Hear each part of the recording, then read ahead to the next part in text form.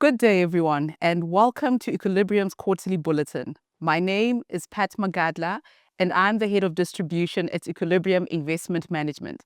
It is my privilege to be your host today. Thank you for joining us and for your continued support of our business. We have an exciting agenda ahead, but before we delve into the session, let me first address a few housekeeping matters. We have applied for a continuous professional development or CPD points. It's important to please watch the full session and add your ID number to the CPD section so we can verify your attendance. You may also view this event on this platform at any time until the end of May and receive your CPD points. Our event platform automatically emails you your CPD certificate as soon as you've watched the full session. Please also feel free to ask questions in the Q&A section, and our speakers will either answer them live or get back to you after the event. Okay, let's kick off this quarter session. Markets started off strong going into 2025, with the bull market looking solidly intact, albeit some US valuations were beginning to look stretched. Many of us were still looking forward to further rate cuts. However, this backdrop fast changed as signals of trade wars started to emerge post the US presidential inauguration day. To set the stage for us, our chief economist, Sanisha Pakrisamy, and economic analyst, Tiamo Masike, will discuss the uncertain global macroeconomic environment and highlight how South Africa can rewrite its economic script in a walled-off world, constrained by protectionist policies under the United States President Donald Trump, while navigating local and political macro challenges. Sanisha and Tiamo, we look forward to your macro insights. Over to you.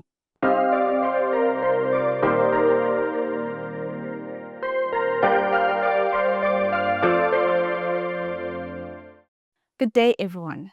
I am Tiamo Masike, economic analyst at Momentum Investments, and I am joined by our chief economist, Sanisha Pakrisamy.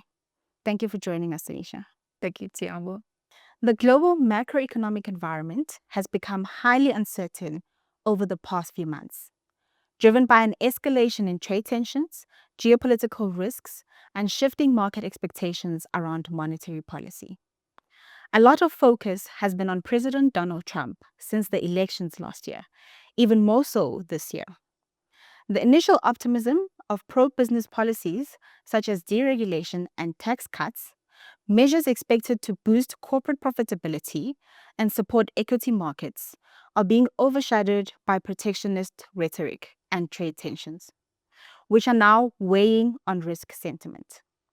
This investor anxiety is visible in key market indicators, such as the sell-off in the US dollar index and the US 10-year Treasury yield, as well as the recent climb in the VIX as fears of a full-blown trade war intensified, particularly after reciprocal tariffs were announced on the 2nd of April.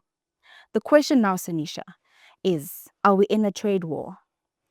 Well, Tiamo, I think looking at tariffs going up so sharply from around 2 to 3% all the way above 20% does seem extremely extreme, but we need to look at it through a different lens. So I think if you look at tariffs in post-World War II history, that very sharp increase does look like, a blip on that historic chart.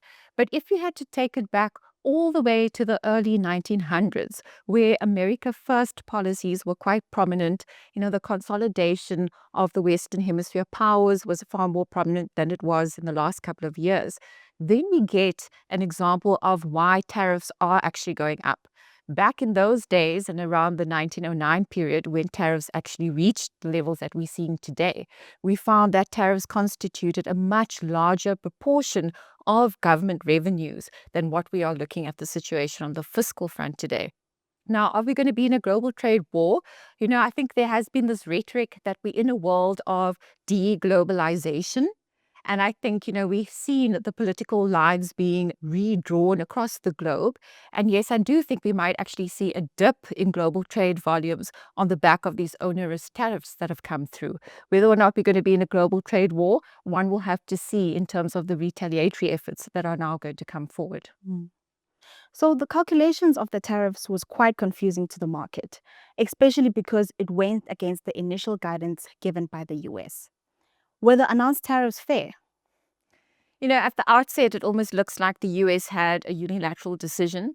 But if you take it into the context of where Eurozone tariffs were before, they were about 4 times the amount relative to what the US had imposed on the Eurozone in the last 20 years. Now, what we've seen out of a number of countries after this leveling of the playing field is essentially a 4-pronged approach. So in the first bucket, we have the countries that have come out saying that they actually want to lower tariffs to 0%. So that's the likes of a Vietnam or Taiwan. You then have a bucket that has now started to come forward saying they're actually willing to come to the negotiating table with Trump. And we've seen that the White House has said there's about 130 countries that have now come forward, including the likes of an India or an Australia, which are key trading partners for the US economy. In the third bucket, you get the likes of Europe, which have said, we do have an action plan that we have built on the back of these tariffs, but we are taking a wait-and-see approach to see how these tariffs actually pan out. And then, of course, the fourth approach, which is a far more aggressive approach, like we've seen with China, slapping back tariffs on the US economy. So we saw that Trump has since implemented a 90-day pause on the steep reciprocal tariffs. Is he backing down? Could this be a sign that he's backing down? I think we have to go back to the core of why we're seeing tariffs being raised, trying to level the playing field. We know that the trade deficit is probably going to reach around 950 billion this year in US dollar terms. And we want to see that trade deficit starts to narrow. And that's essentially why we are seeing this rise in protectionist policies. So I think we have to come to terms with, the fact that we are living in an environment of far higher protectionist policies than we've ever before in living memory. But I also think that, even if there's a bit of backtracking, there is now a new base that is set. And that new base is essentially these universal tariffs of 10%. And I think we can look at that as a base with some of the reciprocal tariffs potentially coming back in after that 90-day pause. But if this is what the population wants, so a more nationalistic stance, why then did he back down? Well, what does the population really want? Initially people thought that when he comes out with something like a tariff approach that looks as scary as it does, markets would sell off and he would back down on that, just like he did during Trump 1.0. But what we've actually found, and this is really according to a survey of consumer finance data from the Federal Reserve, is that his core consumer base that votes for him are actually the bottom 50% of consumers in the US market, and they only own 1% of US equities, whereas your top 10 wealthiest own about 93% of US equities. So when he speaks about, appeasing his voter base, he's not really worried about what happens to the US equity market because that voter base is not as exposed to US equities. I think markets also assumed, and incorrectly so, that the consumer would be, overly worried about the impact on inflation, and that actually might, scare the new U.S. administration into rolling back the tariffs that they want to implement. And, what we're finding from there is Trump has said, this is not just a quick fix that they're trying to do. This is going to be a 2-year plus program that they're going to deal with. So yes, in year 2, you might actually find that some of those tariffs then roll out of the base. So the percentage inflation rate could come down. And I do hear the argument, obviously, it's the level of inflation that does ultimately affect consumers. But I think some of these assumptions that the market participants had going into this tariff scenario is essentially why markets were so surprised when it was eventually announced. I think let's focus on treasuries for a moment. How can the US government arrest the rise in treasury yields and avoid having to borrow at significantly higher rates? Sure. So, we talk about the market being quite surprised at the announcement of the tariffs, even though Trump did warn us that they were coming. We saw a sell off in the equity market. Now, traditionally, you would actually see money flowing into your safe haven assets, typically the US dollar and typically US treasuries. This isn't what happened this time around, and we actually saw almost a reversal of that. And, one of the reasons I believe that that is the case is that you had local consumers in the US market, local investors actually selling out of the US Treasury market. That was also compounded by foreigners actually selling US Treasuries. So we know the story with China for the past 5 to 6 years. They have been selling down their holdings of US Treasuries to try and diversify risk away from the US market. We've also seen that with Japan, who is a key holder of the US Treasury market as well. They own overall, foreigners own about a third of the US Treasury market, but we believe that there is some kind of backstop here. So we know that, government owns about a quarter of the US Treasury market, and they can kind of fill up that gap by mopping up more of those US 10-year securities should the need arise. So, US assets are seemingly losing support. I also mentioned earlier that the US dollar has sold off. Does this signal the beginning of the end for the US dollar? I think by saying, it's the beginning of the end of the US dollar, you're almost implying that there is another currency waiting in the wings to take over. And I don't necessarily think that that is the case. I think there is still a place for the US dollar in the global economy. It still makes up more than 90% of foreign exchange transactions across the globe, even though, the US dollar has started to decline as a share of foreign exchange reserves across the globe. It still makes up about 58%, so still the dominant player there. We're also seeing that, global debt, about 65 to 70% of global debt is still denominated in US dollar terms. So I think there will be, this natural demand for dollars that still plays out. Now, talking about, alternative contenders, some suggest maybe it could be the euro. In the Eurozone, we still don't actually have a fiscal union in place. We also don't have a big base of euro-denominated assets that are backed by government in the way that it is done in the United States. Some people say, okay, what about the renminbi in China? And yes, they are making big gains in terms of using the renminbi for trade in that specific East Asia region. But of course, they've got capital controls, which investors try to shy away from. And now in this recent episode, when we had, the risk off associated with this rise in protectionism, we did see investors flooding into markets of the Swiss franc and the Japanese yen because of their safe haven characteristics. However, these markets are still quite small and unlikely to usurp the power of the US dollar anytime soon. So essentially, overall transaction flows could still remain dominated by the United States dollar, especially given that the use of the renminbi and the euro are more regional, but there is a risk of more regional trading blocks. We also just spoke about a potential decline in US assets as confidence in the United States wanes. Gold seems to be a clear beneficiary here. Could you expand on why that is? Well, traditionally, there's quite a good inverse correlation between the price of gold and US tips. What we've seen to date is that that traditional relationship is actually broken down because central banks have become quite nervous, especially after Russia's invasion of Ukraine, where the US then froze foreign exchange reserves for Russia. And we've seen that a number of countries around the world don't want to be overly dependent on US dollars for that very reason. And we're seeing almost a quiet retaliation coming out from these countries to mop up more gold reserves. So for the past 3 years, we've actually seen above average rates of gold being taken up. And in a world where, geopolitical risk still lingers, we don't actually have a final peace agreement between Russia and Ukraine, or in the Middle East for that matter. With these geopolitical risks lingering in the background, it does imply that gold will maintain its safe haven characteristics, and we'll probably continue to see central banks mopping up more gold. So, increased protectionism is clearly benefiting gold. But one of Trump's justifications for tariffs is to revive the US manufacturing base. But we know that reshoring production won't be easy, nor will it be quick. For example, Reuters pointed out that the bulk of components needed to produce an iPhone come from various countries, and onshoring would significantly raise production costs, partly due to higher labor costs in the United States. Given these challenges, what is the ultimate goal behind all these tariffs? Now, I understand that question because I think markets are quite confused as to why they want to almost re-industrialize the US economy, given that manufacturing only accounts for a tenth of GDP. But if you think about it in the context of globalization, from about 1994 up until I would say the global financial crisis, we saw that manufacturing jobs in the US economy fell by 3%.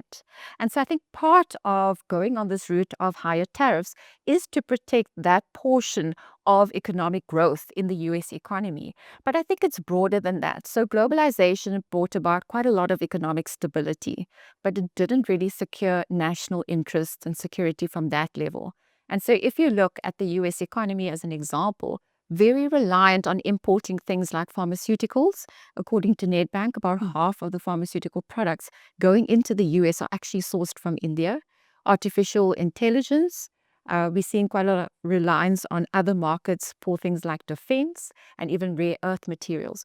So in that kind of environment, they would want to bring in that trade deficit from the expected 950 billion US dollars this year. Now, some of that trade revenue we think can actually contribute to government coffers. I think the expectations out there in the market range between 500 billion to about 700 billion, and especially in light of Donald Trump actually wanting to reduce the taxes for corporates and households, it means that they have to find other sources in order to promote government revenues and to bring in that budget deficit. Now, I mean, the US economy is sitting with a budget deficit ratio of 6.5% of GDP and a public debt ratio of 120%. That is very difficult to substantiate in an environment where there isn't any economic or political crisis. So what happens if we do get, a political calamity or an economic fallout on the horizon? They don't really have a lot of fiscal room to maneuver. And I think this is one of the reasons that they are actually putting up tariffs in the way that they are. I have to agree. The high debt levels in the US definitely need to be addressed. Elevated debt ratios can constrain growth and contribute to inflation over time.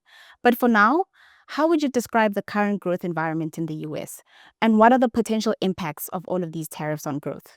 So I guess in one word, I would say deteriorating. We've seen quite a sharp rise in concern from the investor base. So yeah, we can quote the Bank of America fund manager survey that was conducted in April. Now, about a month ago in March, there were only 11% of global fund managers that said that there is a risk of a so-called hard landing over the next 12-month period. In 1 month, that jumped all the way up to 49%. So if we look at the Bloomberg median consensus, initially they were looking for growth for this year in the US of around 2.3%. That has now fallen to about 1.7%. I've also looked at some of the independent forecasts out there, such as the Budget Lab from Yale University. And here they're suggesting that with the impact of the tariffs, it could potentially shave off about 0.9 percentage points of growth this year, a little bit less next year, about 0.1. And I think that's because we start to see the positive impacts of things like deregulation and some of the tax proposals helping 2026 growth. But we know that this is still going to be a tough year for 2025. We're already seeing that the consumer sentiment dropping quite significantly, with the University of Michigan Consumer Confidence Index printing its second weakest number since the 1970s. So what about inflation? How are the tariffs going to affect the inflation trajectory? Disproportionately. So I think, the hit to the US market is going to be heavier. We're already seeing that the Bloomberg consensus here has drifted all the way up from 2.2, which was expected in February, all the way up to 2.7. So quite a big increase in that expectation for inflation.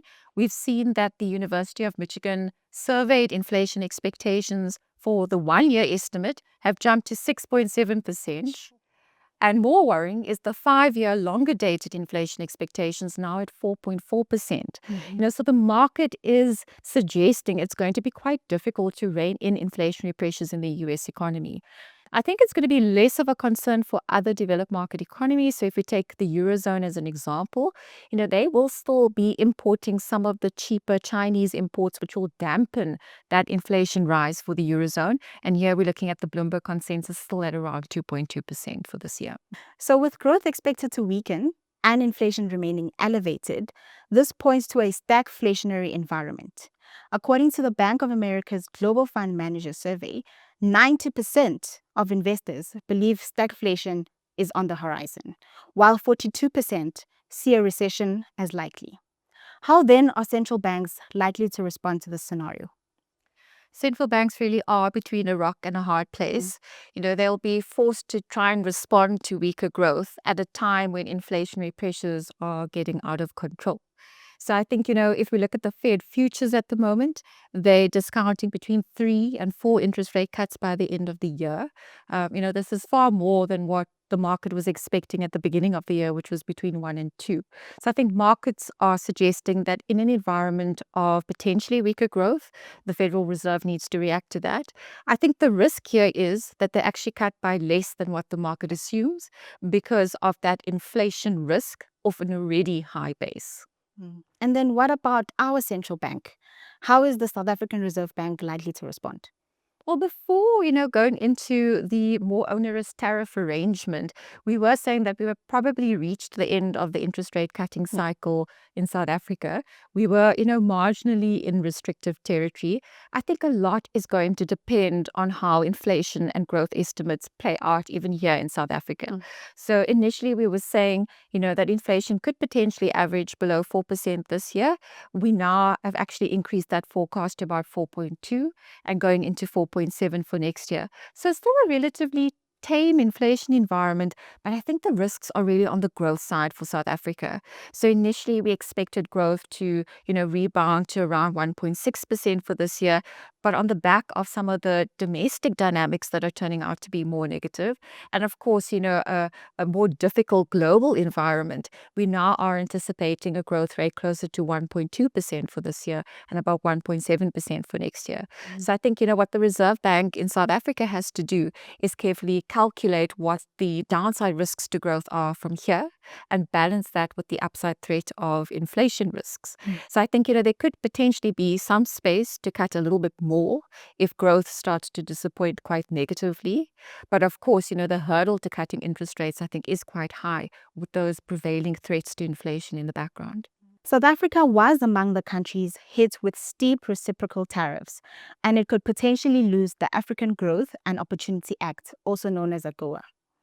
Despite the 90-day pause in reciprocal tariffs, South Africa still needs to improve its trade resilience. What can SA do to stay competitive in a world that's clearly changing? I think it's kind of twofold. So we know that in this environment, it is imperative for us to stick to our so-called non-aligned stance. We have been blamed by the US for supporting the Iranian nuclear program and siding with the Russia and the China. True non-alignment means speaking with one voice when we are on that global political platform. And I think ensuring that we have a lot of stability in our own political home in South Africa, I think is very important. On the trade side of things, I think this is actually an opportunity for us to start to diversify our trade footprint on a geographical split as well. So we know we are exporting more and more into the African markets. But again, what we export to Africa and what we import from them is still very driven by, mineral resources. So it would be nice to see a little bit of diversification there into maybe services rather than goods, and maybe in the manufactured space, rather than the mineral products on the mining side. We also need to garner a much better relationship with our other trading partners, like Europe as an example, or even China. So a lot has definitely shifted since the start of the year. Globally, uncertainty was expected, but it has increased substantially. Domestically, South Africa was meant to have a relatively stable political year. Yet, we've already seen significant volatility, like the budget impasse, which has created a sense of instability. What's happening with the Government of National Unity, And has support for the coalition suffered? Well, we've seen that citizens overall are still supportive of a government of national unity, but it does seem as though support within the parties belonging to the GNU have shifted. And so I think a lot of the blame for slower structural reform efforts, the imposition of a value added tax increase, some uncertainty around things like health and education reforms for the national health insurance or the basic education amendment bill, some uncertainty around the expropriation bill in terms of nil compensation. I think a lot of the blame for that has been attributed to the African National Congress or the ANC. And there's a couple of survey data that support this notion. So if we look at the Social Research Foundation, they poll a number of citizens asking them in February, if you could vote today, which party would you vote for? And the support levels for the ANC actually dropped to 32%. So remember, they got about 40% of the vote at the end of May last year. When they did the survey in September, it increased to 45%, showing that people were quite optimistic about the GNU and the ANC's place within that. And of course, now we've seen that falling quite precipitously to 32%, as they are now blamed for some of the failures that are coming out of the GNU. We've seen some gains being attributed to the likes of the Democratic Alliance, the DA, but I think there is still a lot of nervousness around how the stability of the GNU is going to play out in the next while. Is the loss of support for the ANC that you just spoke about now due to President Cyril Ramaphosa's leadership, or is it about the party as a whole? I would argue it's more around the party rather than the person. And I do believe that Ramaphosa still holds, quite a lot of gravitas as his position in the party, but also how citizens view him. And again, we've got some survey data supporting that. So if we look at the Social Research Foundation, they did a poll where they asked citizens, if Ramaphosa was removed with the vote of no confidence, which party would you then vote for? And that 32% for the ANC then falls to 21%. And, as we know, there aren't any natural contenders right now within the ANC that has the same level of popularity, and especially across all the provinces that Ramaphosa holds currently. So I think, going into the 2027 ANC National Elective Conference, this is really where we will get an indication of the new leader for the ANC. But I think up until then, Ramaphosa is the ANC's best bet, and by removing him, they will be shooting themselves in the foot. Just as we expected political stability this year, there was also some optimism around the growth outlook, especially with much lower levels of load shedding. But you've mentioned that growth risks are to the downside, and you spoke about global factors weighing on domestic growth. What domestic factors are weighing on growth? I think it's important for us to move with the facts. So at the start of the year, the local dynamics were looking a lot more optimistic, even though we were starting to see some of the optimism fraying on the global side. And now we are sitting in a world where there are local risks, and that's been compounded by escalating global risks. And in that light, I would say, yes, I do still think that we can get some support from household consumption, and that will be on the back of two-pot withdrawals, even though they are slowing in the latest January and February numbers. Of course, the past impact of previous monetary policy easing, which then helps the debt-laden consumers, and a little bit of credit and some employment growth. But I think, where we would have to start paring back our assumptions is on fixed investment. So fixed investment very tied into business sentiment. And initially we saw business sentiment, rocketing after the formation of the GNU. But the recent result there showed a bit of a flatlining as optimism has now started to wave. And I think that is going to then weigh negatively on fixed investment. The other component of growth that I think is going to take a knock is on the export side of things, because of the deterioration that we are seeing in the global environment and higher tariffs coming through. The budget impasse and the fact that the fiscal framework was passed with parties outside of the government of national unity has created concerns about the future form of the coalition. If the government of national unity doesn't hold in its current form, should we be worried about South Africa's long-term growth prospects?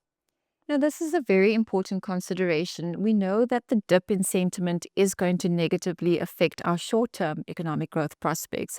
But, the hope that we want to hang on to is that the longer-term economic trajectory still picks up. Now, I think a lot of those longer-term growth prospects, as we've mentioned in previous videos, is heavily reliant on the efforts for structural reform of Operation Vulindlela. But I do believe that a lot of that depends on the technocrats between the presidency and National Treasury, rather than hinging on whether or not the DA is within the government of national unity or not. So we think that a lot of these work streams are quite far along already and probably won't be undone.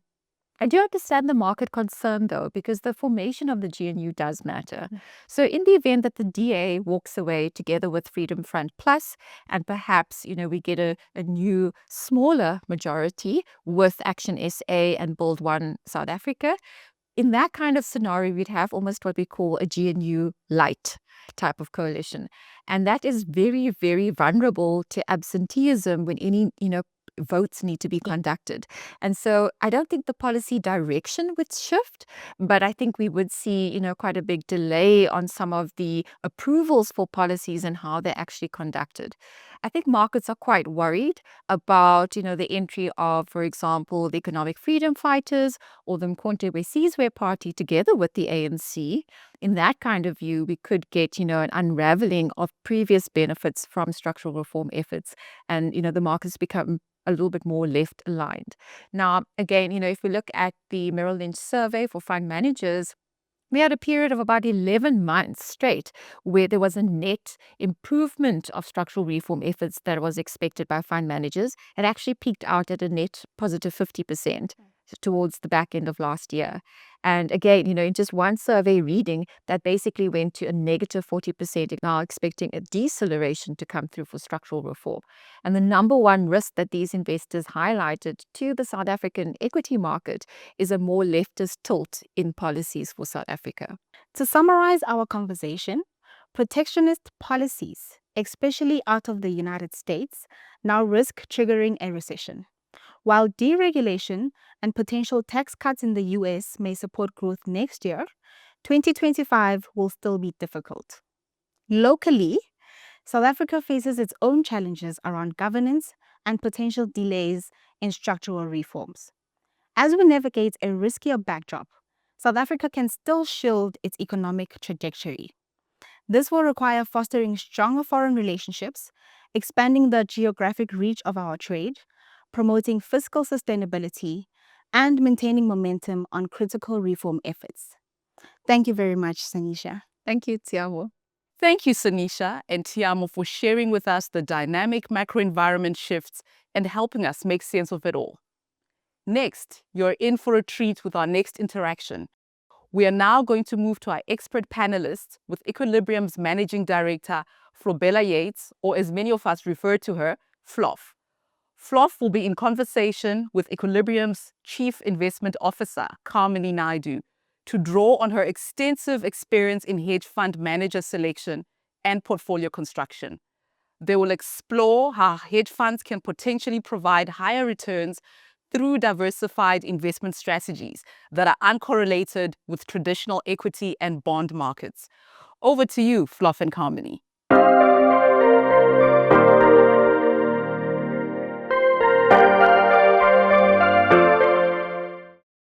Thank you, Pat.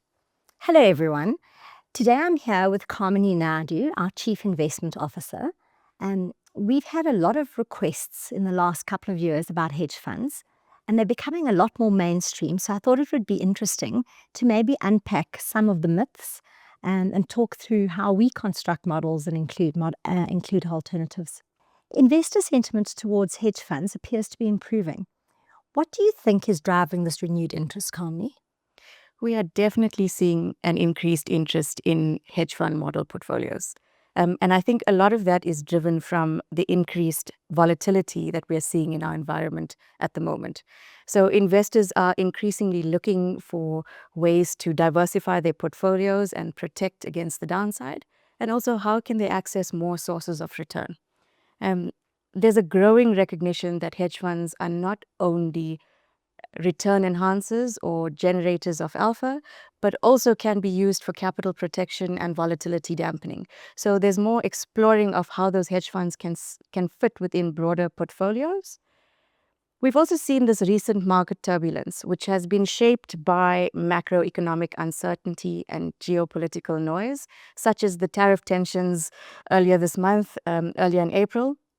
And that's highlighted the need for more dynamic and uncorrelated strategies.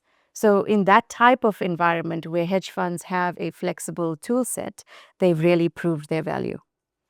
Why do you think hedge funds are particularly relevant in today's environment? You spoke a little bit about the recent market volatility and the tariffs. It is very much to do with that flexible and adaptive toolkit that I spoke about. So what you do find is that hedge funds can be more nimble in this type of environment. And we are in an environment where we are seeing an almost persistent level of volatility, and they seem to be able to navigate this kind of market better. Hedge fund strategies, by their nature, are able to profit in both rising and falling markets. And in this kind of market where we're seeing a lot of these sharp downturns and pullbacks, that kind of strategy can be quite beneficial within a portfolio. Do you expect this renewed interest in hedge funds to persist? I do think this is quite structural and not quite cyclical anymore. So we are in a new market regime. So we've seen a normalization in interest rates. We're seeing more macro dispersion, and we're seeing tighter liquidity. So in that type of environment, we're seeing that clients are looking for strategies that can diversify the return sources and access greater alternative sources to increase the probability of achieving their outcomes. Some investors still view hedge funds as a monolithic asset class.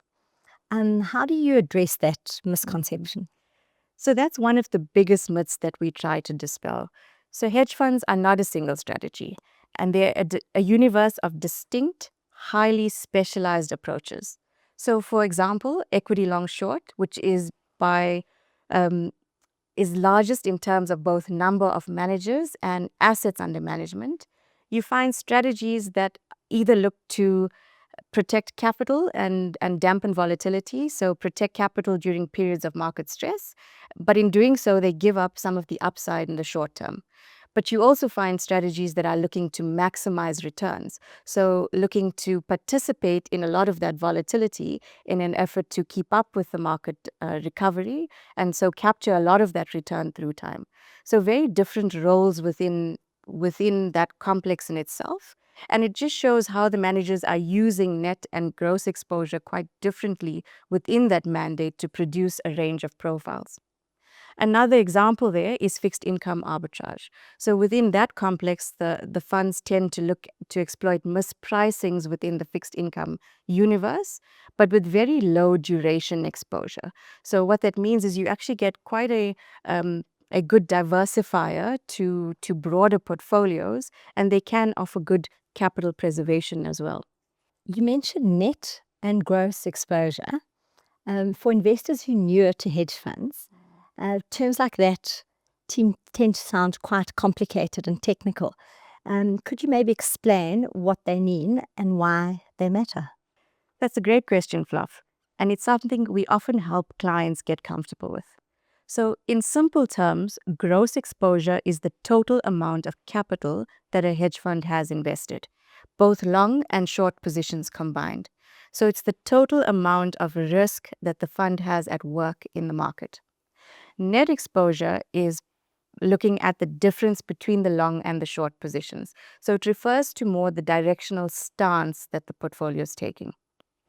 So as an example, if a fund is 70% long and 30% short, the gross exposure is 100%. But the net exposure is actually the difference between your longs and your shorts, so it's 40%. Why does this matter? Because it gives you insight into how the fund is positioned in terms of risk and market sensitivity. So for example, a fund that has low net exposure can be quite active in how they trade, which means that they can generate alphas without taking any directional risk. What we find there is that they're not strongly tied to overall market moves. And that's often what we're looking for when we talk about downside protection and uncorrelated return sources. That makes sense. So how do hedge fund strategies fit into model construction at equilibrium within our portfolios?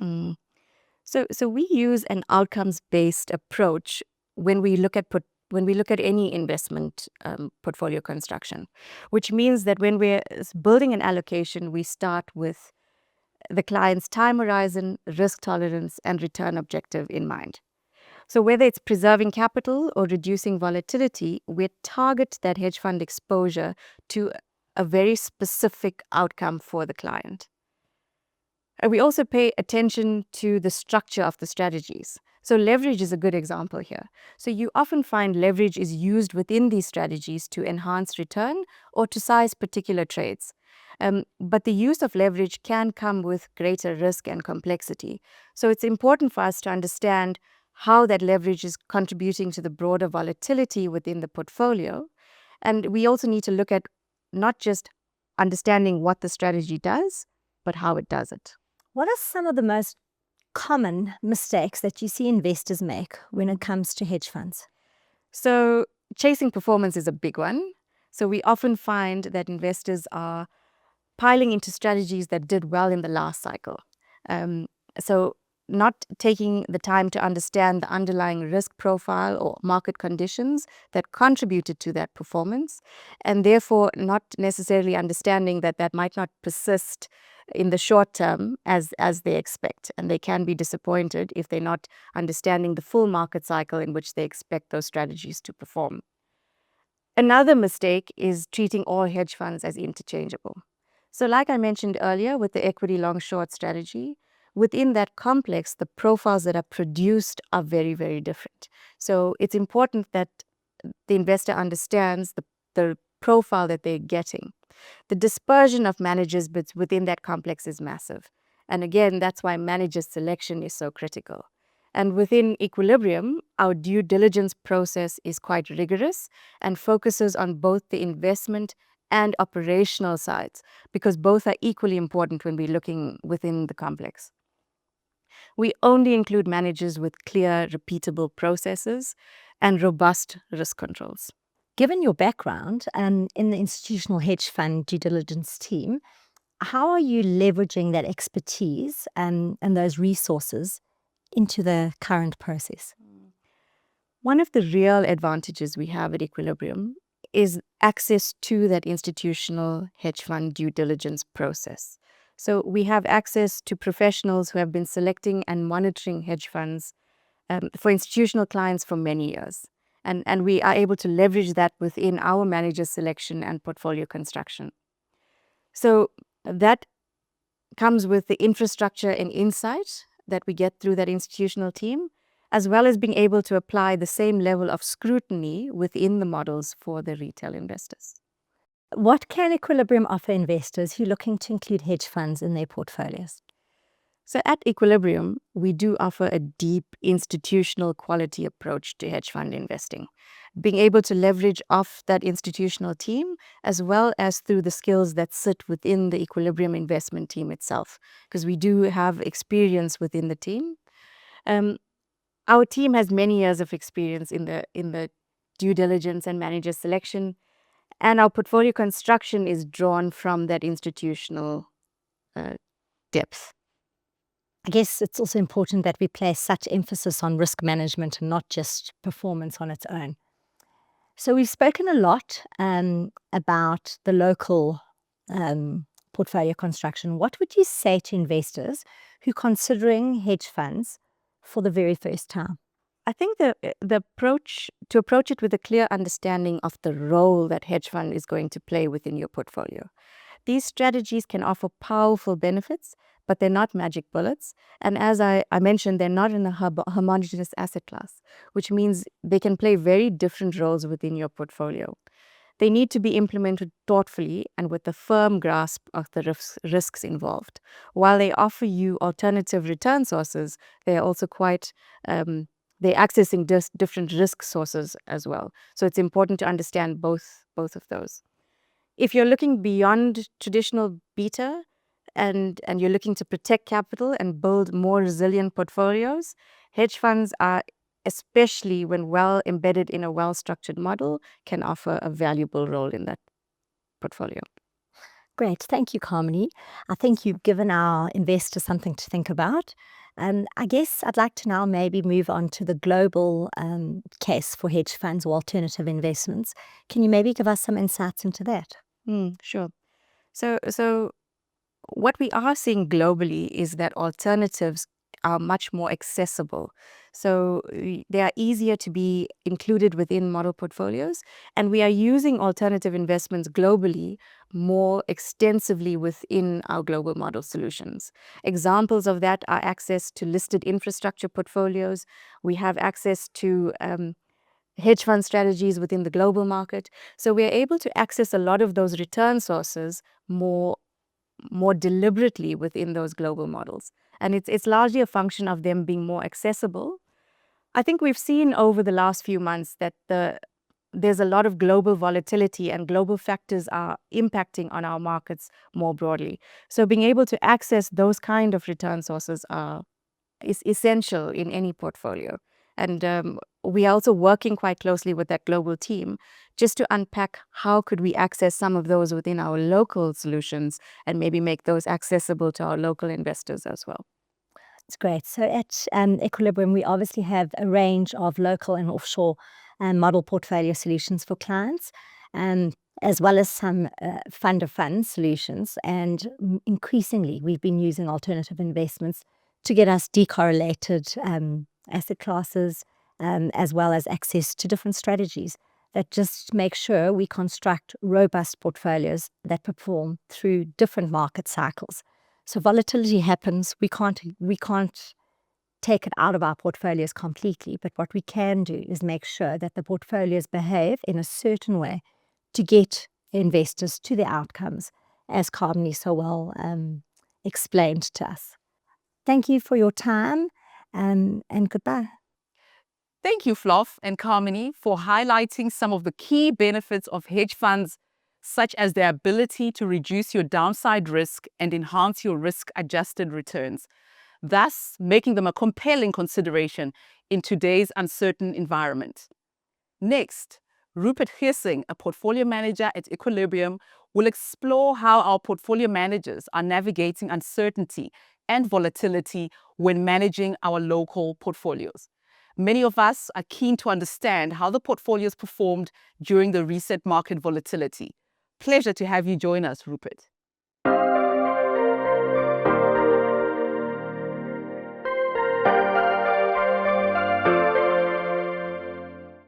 Thank you, Pat. Good day, everyone. As we reflect on the start of 2025, it's clear that we've experienced a turbulent beginning, and it seems the coming quarters will continue to be volatile. To understand the financial market movements in the first quarter, we must first consider the expectations at the beginning of the year. Following another year where US stocks outperformed their regional counterparts, many investors were optimistic that a new Republican administration would bolster US exceptionalism. Concurrently, America First policies were expected to intensify challenges for economic growth in other regions. However, the reality has been quite different.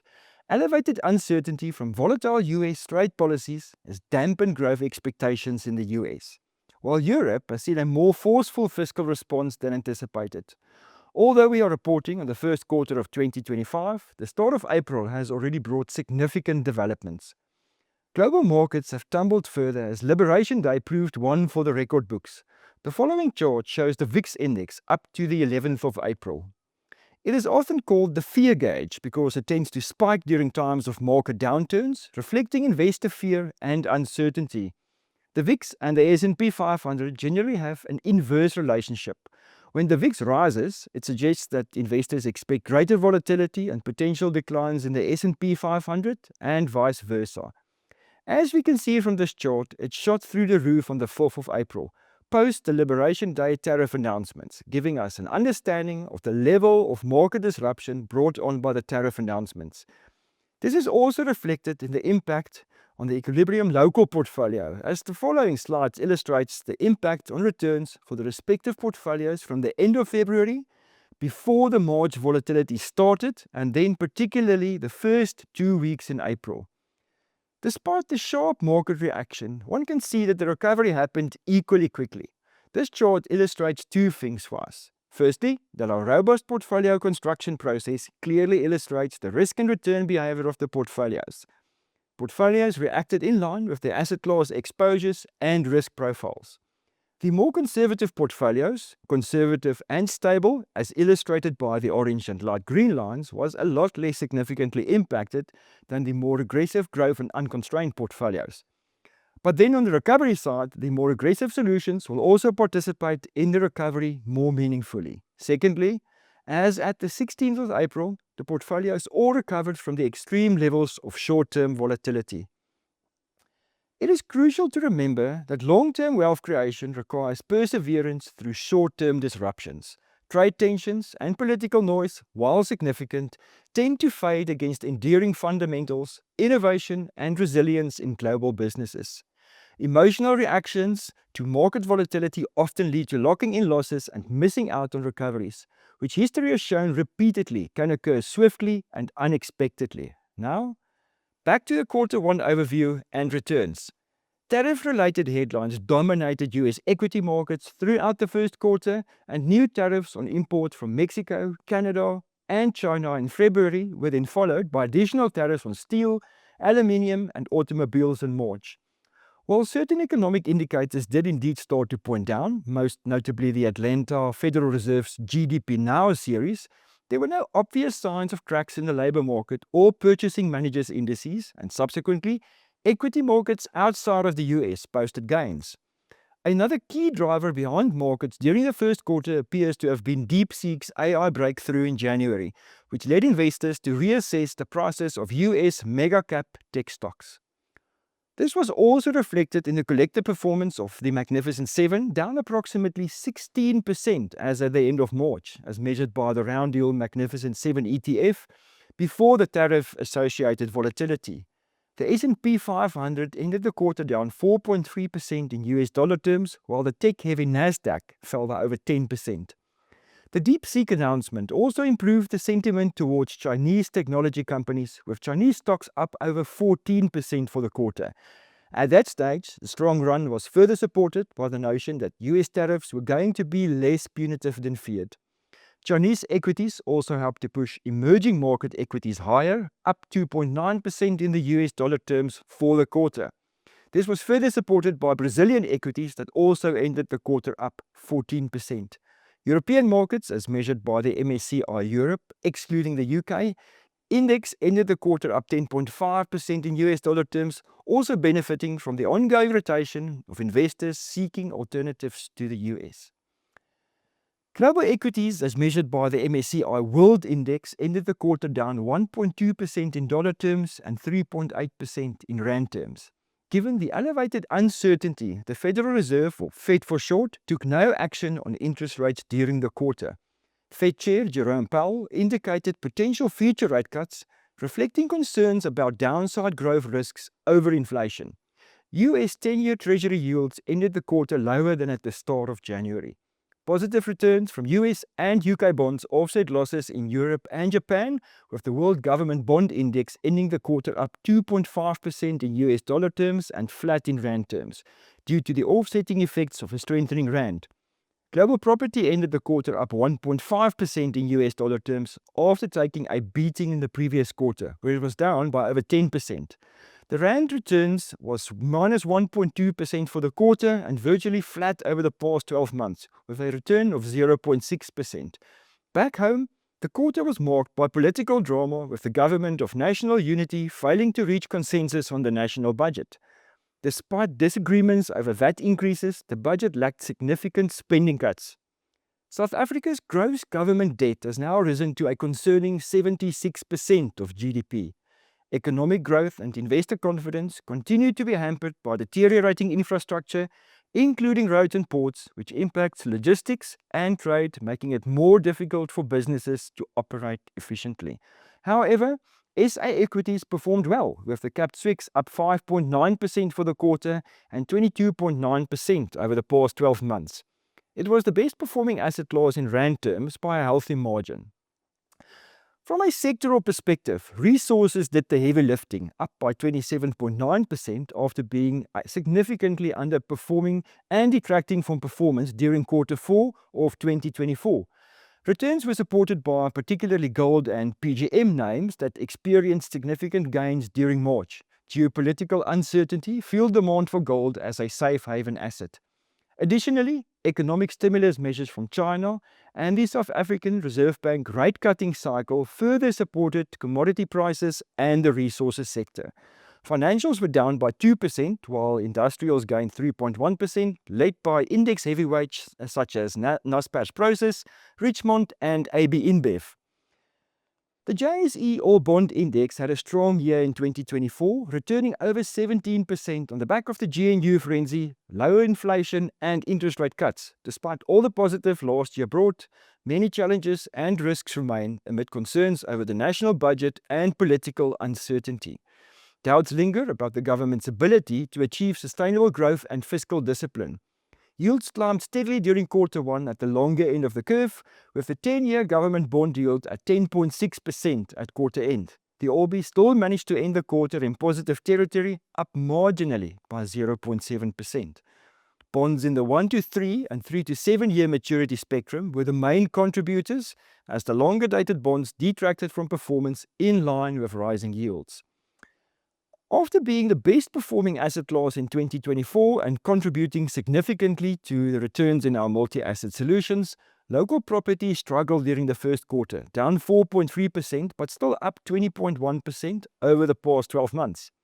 Local cash continues to give steady inflation-beating returns. It gained 1.9% over the quarter and 8.3% over the past 12 months.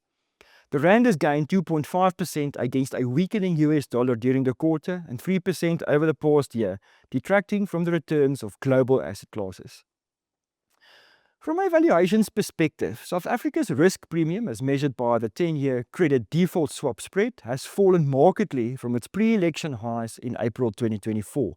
Due to market optimism about the potential for enhanced policy reform implementation under the auspices of the coalition government of national unity, that could result in a higher future growth outcome.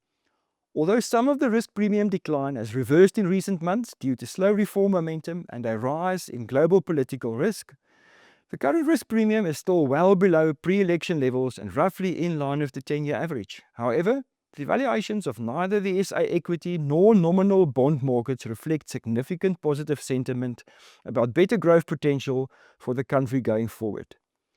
Even if previous profit growth assumptions for SA equities are cut by an aggressive 25% to account for potential decline in global and local economic growth forecasts, the asset class continues to trade at around 1 standard deviation below historical averages, providing a margin of safety protection for future returns. SA government bonds still provide some of the highest backward-looking real yields in the world. Relative to SA's history since inflation targeting started in the early 2000s, the current more than 6% real forward-looking bond yield is comfortably more than 1 standard deviation above historical averages. So, both of these asset classes currently still offer good value. Let's take a closer look at the performance of the Equilibrium standard range of model portfolios over the past quarter. We maintained a mostly neutral tactical exposure to all asset classes, selectively trimming from property based on valuations and outlook for the asset class, and adding to local bonds as well as local and global equity. The contribution to returns from local equity helped to offset some of the losses from global equity and a weakening rand. As illustrated earlier, the diversified nature of the portfolios meant that they proved to be resilient during the most volatile quarter that we've seen in a while. They did, however, not escape the impact of negative returns from global equities, property, and a strengthening rand. Our slightly overweight allocation to local equity, being the best performing asset class for the quarter, helped to offset some of the aforementioned losses. The portfolios delivered returns behind the peer group and benchmarks during the quarter. In line with our staying invested philosophy, we do expect to participate in volatility more than the peer group from time to time. This philosophy helps to increase the probability of reaching the portfolio's CPI plus targets over their respective time horizons. The 1-year numbers are holding up well relative to their peers, with all the portfolios ahead of their benchmarks and peer groups. The returns of the portfolios over the investment horizons are also all ahead of their peer groups, with the income portfolio being the only exception and lagging the peers, but still ahead of its benchmark. The balanced portfolio is slightly lagging its CPI plus 5% benchmark, while the growth and unconstrained portfolios are also still behind their CPI plus 6% benchmarks.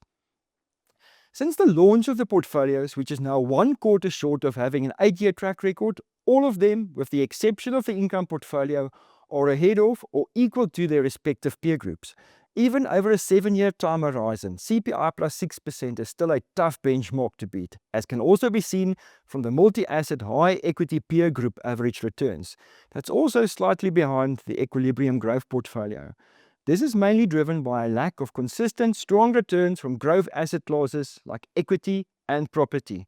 Ultimately, these portfolios have a long-term investment horizon, and the best way to achieve success is to stay invested during all the market highs and lows in order to have the best possible chance of achieving the higher return objectives of these solutions.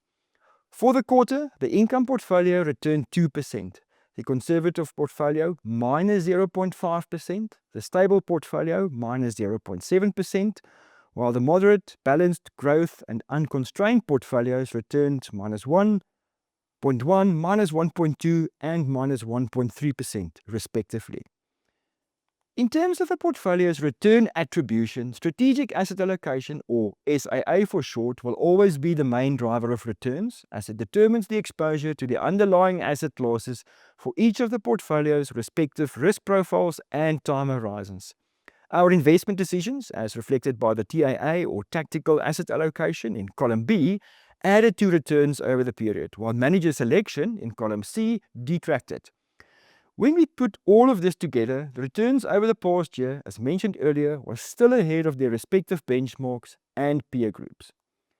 From a tactical asset allocation perspective, our overweight exposure to local equities contributed the most significantly, while the reduction in property also contributed. Putting it all together, our TAA calls added 0.13, 0.14, 0.27, 0.35, 0.61 and 0.85% to the conservative, stable, moderate, balanced, growth and unconstrained funds respectively. In terms of manager selection, the Curate Enhanced Yield Fund, our cash manager, the Momentum Flexible Fixed Interest Fund, one of our fixed income managers, and the Curate Sustainable Equity Feeder Fund that gives us a part of our global developed market equity exposure, all contributed positively to performance. The Visio Unconstrained Fixed Interest Fund, our other fixed income mandate, detracted, as well as the Blue Alpha Equity Fund, ALET Equity Fund and the Momentum Core Equity Fund. The strong run in the resources sector that we discussed earlier meant that local equity as measured by the Cap Swix benchmark was a tough environment for our local equity managers to outperform during the quarter. As part of our regular review process, we assess the strategic asset allocation, or SAA for short, to ensure that it remains aligned with the client's long-term investment objectives and it is positioned to deliver the appropriate level of risk-adjusted returns. We have accordingly reduced our allocation to the property sector to be more aligned with other similar multi-asset ranges.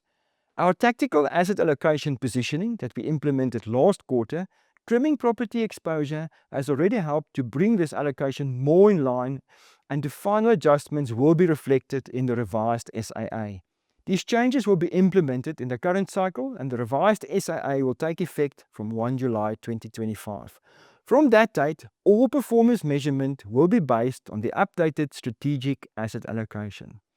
In terms of our quarterly outlook and tactical asset allocation positioning, with reference to the changes in our strategic asset allocation, we will maintain a neutral position in all asset classes this quarter, while we align the portfolios to the new strategic allocations and we navigate the extremely unpredictable environment that we currently find ourselves in. During times like these, we believe that the most prudent approach is to remain aligned with the SAA, which can help to reduce the overall volatility in the portfolios. Once the current market noise subsides, we will reassess valuations and consider whether it is appropriate to take active views at that time. In closing, even though we have recently witnessed sharp swings driven by intensifying tariff concerns, unsettling markets and elevating volatility that is likely to persist for some time, a diversified approach to portfolio construction remains the best tool to navigate uncertainty. We remain committed to actively managing the equilibrium portfolios with a disciplined approach, monitoring developments and their potential impact to decide the appropriate course of action. Staying invested and focused on your long-term objectives remains the most reliable path to building and preserving wealth. Thank you. Thank you, Rupert. Lastly, but most certainly not least, we move to our colleague in London. Please welcome Richard Stutley, a portfolio manager from our London MGM office, who will discuss what looks set to be the phrase of the year, tariffs and trade wars, and how this affected portfolios. He will share what the MGM team has done to stay ahead in the Equilibrium Global Model portfolios. Welcome, Richard.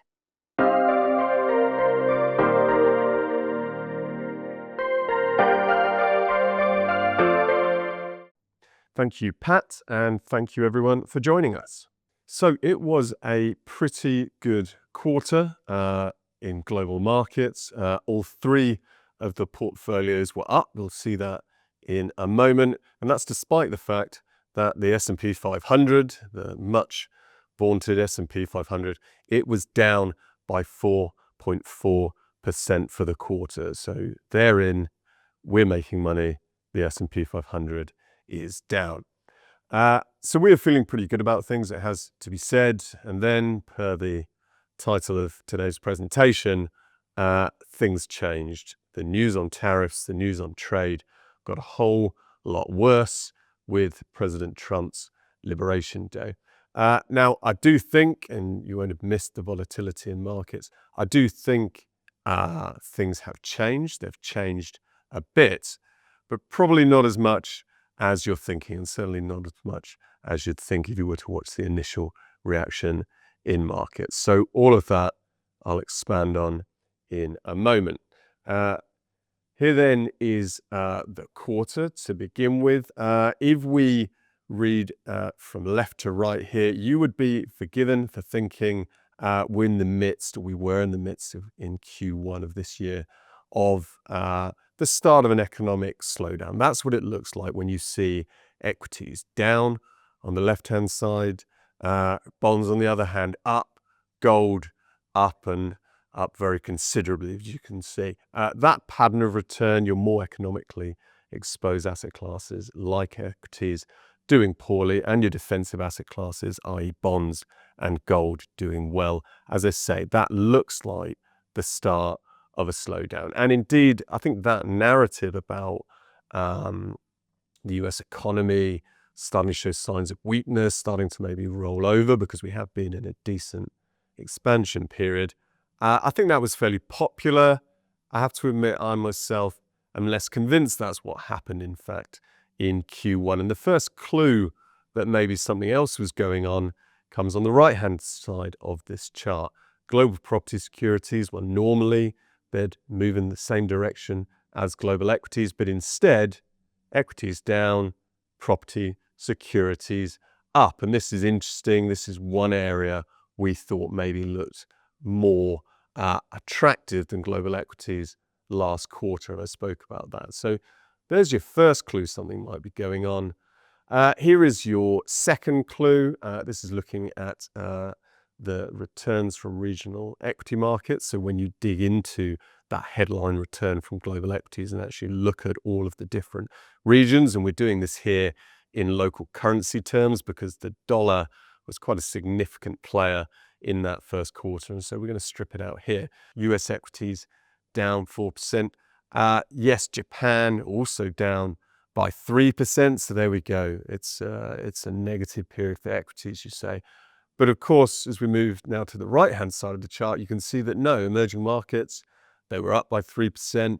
Europe up by 6%. The UK the same. So as I say, the second clue that in fact maybe this wasn't a typical slowdown period. Why, if that were the case, are these certain markets doing in fact very well? 6% in a quarter is a very decent return.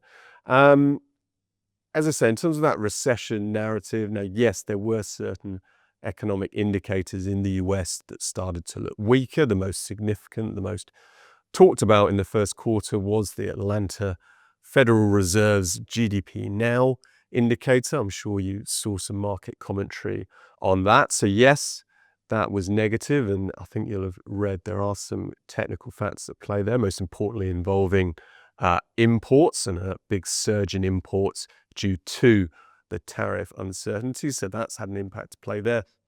So yes, that indicator was pointing down, but other indicators that I certainly like to look at, things like the labor market, things like surveys of companies. How are you as a company feeling? What are your plans for the next quarter? All of that data was pretty robust, actually. So did things start to, emphatically turn towards or signaling a recession? I don't think they did. Instead, I'd suggest that Q1 was really a US equity story. And we'll see that here, 27th of January, date for your diaries. DeepSeek became the most downloaded app in the US. What did that mean? Well, if you looked into what the designers of DeepSeek were saying, it meant that you could deliver a powerful AI assistant without using NVIDIA's chips. In fact, using lower grade, more inexpensive chips. This then very significant, of course, for NVIDIA's model. It's a big reminder, if one needed one, that it's a great advantage in business to sell a cheap product. If you sell a cheap product, there is limited kind of interest, desire on the part of customers to go and seek something cheaper. If, on the other hand, you're selling an extremely expensive graphics processing unit, there is huge incentive for your customers to go elsewhere and to look at cheaper substitutes, thereby saving them a lot of money. So therein a clear inherent weakness in NVIDIA's business that looks like, it's very early days, but looks like it is already being opened up, exploited, i.e. in the form of cheaper competition. So suddenly NVIDIA under pressure on the 27th of January. And at the same time, we've got another of the so-called Magnificent Seven. We've got Tesla. Around that time, it's reporting a fall in sales growth. So this is a company that certainly based on its share price, you're expecting to see great growth from this company going forward. And in actual fact, top line growth has all of a sudden turned negative. So as you can see in this chart here, Magnificent Seven comes under pressure. That puts pressure on the NASDAQ, which is predominantly these technology names. That in turn puts pressure on the more diversified, but still fairly concentrated S&P 500. And all of these markets start to turn down. Now, this is interesting for us. In a way, this is pleasing for us. And I say that because we said the US market looks vulnerable. If we look here, this is the chart I presented last quarter. It is showing the price to earnings ratio on the S&P 500. What are you paying for these companies? What are you paying as a multiple or relative to their earnings? So what are you getting when you pay X for NVIDIA or Y for Tesla? That price is very high. It's 95th percentile, as I commented on last quarter. That looked vulnerable to us. Hence, we weren't that surprised to see the US stock market turn. Now, remember, these are great companies. No one is questioning that, but you can still pay too much for a great company. And that's what we think was happening here. We also said at the same time, we thought bonds were better value. And hence, I showed it to you at the outset, bonds up last quarter. We're pretty pleased about that. And indeed, we also mentioned, and I'll mention it again in a moment, we mentioned property. And so again, pretty pleased to see property doing well. So all in all, three of the key ideas I spoke about in our last video, they all played out in that first quarter. The team and I, therefore, feeling pretty good about life. And then we got so-called Liberation Day, as shown on this chart here. In simple terms, what happened, and apologies because I know you've read a lot about it, but in simple terms, Trump's administration came out with significantly higher tariff rates than anyone had been expecting. They were so high, and the formula behind them was so ill-defined that quite simply they looked unjustified. And so now, rather than, okay, we've got a fair, let's call it paradigm shift to a slightly higher tariff regime, instead it's very clear we're entering the realms of a tariff war, because there's no way trading partners can simply absorb and let these kind of higher tariffs pass. Not only that, because it's pretty bad on Liberation Day, but it gets even worse in the ensuing days. And therein I'm talking about the spat with China, where both of them suddenly raising tariff rates pretty much exponentially to a level which, as China itself described, we're really in pretty silly territory now. This is very material for any trade between the countries, and hence we've seen a steep decline already in the number of ships traveling between the two. So what happens? Well, of course, you know it, the S&P 500, it had been falling, but that fall gets turbocharged. And per the chart, you can see that the parallels to the pandemic and that kind of an environment are there, i.e. we saw some very steep declines in US equities. Next chart here, just picking up on the VIX index. This is expected volatility as embedded in equity options. This is the best real-life example of how uncertain people in the world are feeling. And I say that because you could run a survey where you simply said to people, are you feeling uncertain? But as we all know, if there's no money behind something, if there's no financial penalty to something, you probably don't devote that much time to answering said survey. This is an example of people putting money behind an outcome. And hence, as I say, this is the best guide to uncertainty in the world. And uncertainty, very high, consequent on those tariffs. What do they mean? Where are they going? In fact, uncertainty only higher in terms of recent history during the time of the pandemic and the great financial crisis. So yes, I said at the outset, this was significant. The market reaction was significant. Typically, and sorry, also we saw some big moves, as you've seen here, and I showed the S&P 500. Now, typically, when you see big moves, you'd also expect to see more trading in our portfolios. Big moves typically mean more instances of mispricing. We're going to be trading to try and take advantage of that. Did we see that on this occasion?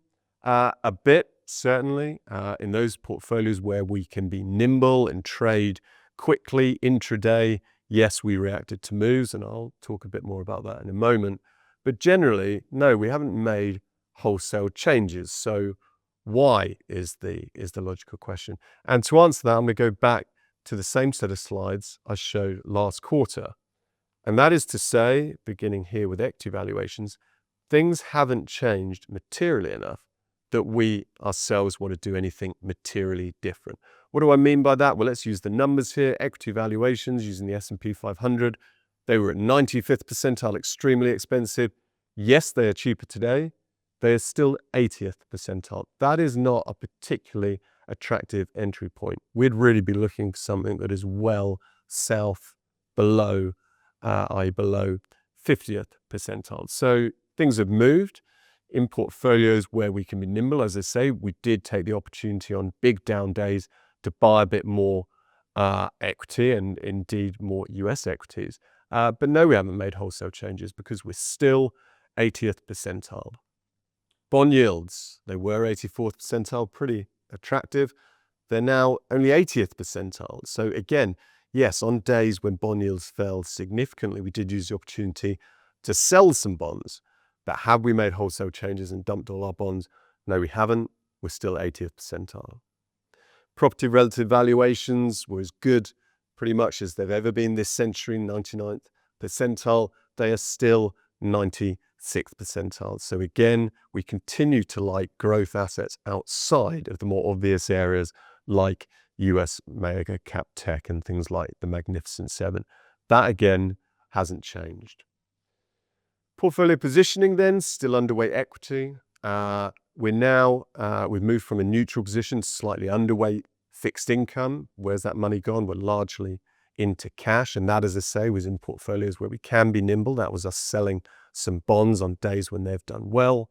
We still like alternatives, things like property and gold, and we're still overweight cash.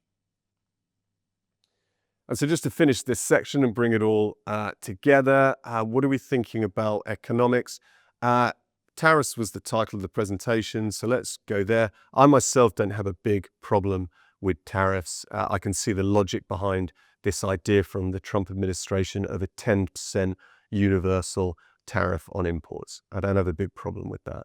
What I do have a problem with, what the market had a problem with, was the chaotic nature of in which those tariffs have been implemented thus far. Also, the quantum, i.e. the size of those tariffs is far too high currently. Now, that said, we've spoken, I would have spoken in the last video, about the fact that our base case is still that Trump and his team are rational, and also that one of President Trump's greatest strengths is his willingness to be nimble, to try things and to reverse course if it's not working. And of course, that in recent days is exactly what he has done. So we still, our base case, therefore, is still intact. The Trump administration is still going to move away from policies that aren't working. That is a positive.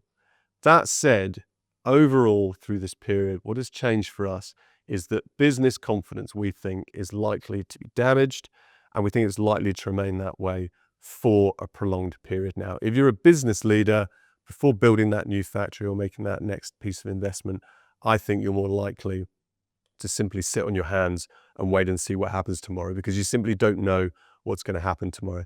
That is negative for economies. So economy's not bad, but we're in a worse place today than we were when I made this video last time. Valuations, still reasonable, not super exciting, but reasonable and a little bit cheaper in parts.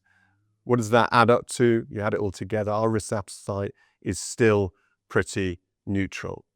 Instead of making wholesale changes, instead of abandoning asset classes like equities and going wholly into cash, we're relying through this period on diversification. It worked in Q1, it worked really well. We're hoping and expecting it to continue working through the rest of this year. And with that rounds up our first section, and we'll go from there onto the portfolios next. Here are the portfolios then. We've got EQ Global Cautious, bottom left, more cautious portfolio. We think on average it needs about 3 years to work.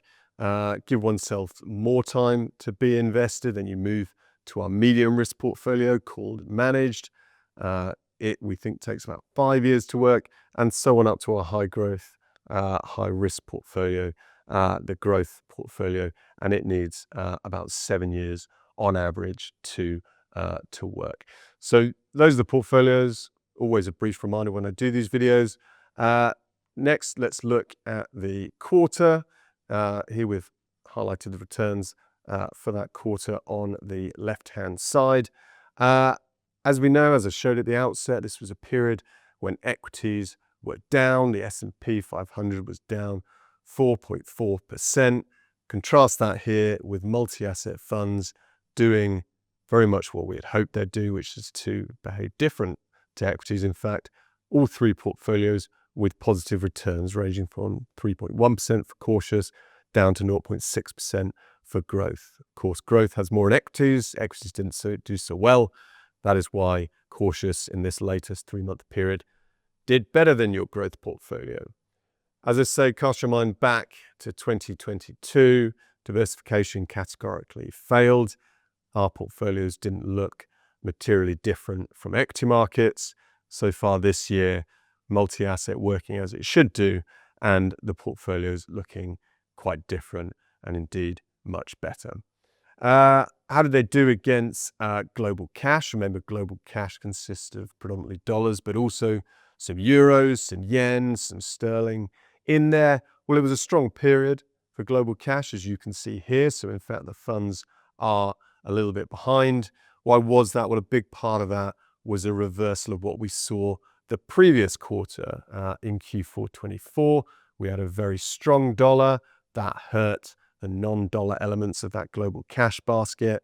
Here, we had the reversal of that in Q1 25 with a weak dollar, meaning that global cash got the benefit of some FX appreciation on your euros, yen, etc. So that's why cash was strong. Second reference rate here is against the peer group median for each of the portfolios, ahead of peers over, all three portfolios ahead of peers over the latest 3 months. And indeed, look across, we're ahead of peers over all the time periods.